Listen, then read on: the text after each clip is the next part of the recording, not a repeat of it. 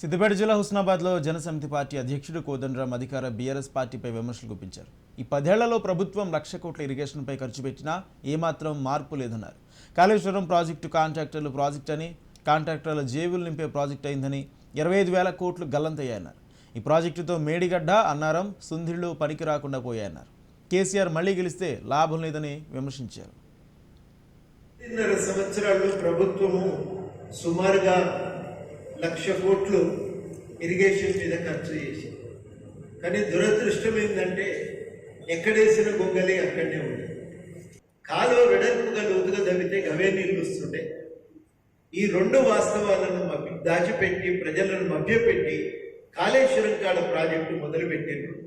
ఇది వాస్తవానికి కాంట్రాక్టర్ల ప్రాజెక్టు, కాళేశ్వరం ప్రాజెక్టు కాదని కాంట్రాక్టర్ల ప్రాజెక్టు. ఎందుకంటే కాంట్రాక్టర్లు జేబు నింపడానికి వచ్చిన ప్రాజెక్ట్ అది. ఏమంటారంటే పై లెక్కలు తీస్తేనే లోపలి దాకా పోనక్కర్లేదు, పై లెక్కలు తీస్తేనే ఎంత లేదన్నా ఒక 25,000 కోట్లు ఇది గల్లంతైనాయి సార్. ఇందులో లెక్కలు బ్యారేజీలు కూడా పనికిరావు, 3 బ్యారేజీలు కూడా పనికిరావు. ఏవి?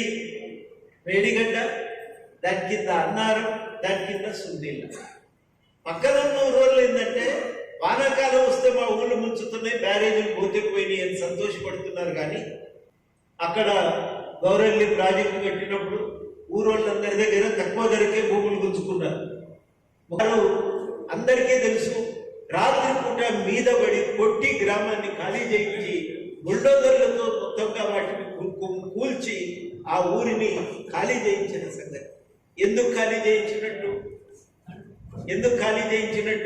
మళ్ళా గెలిస్తే చిప్ప చేతికి వస్తారు.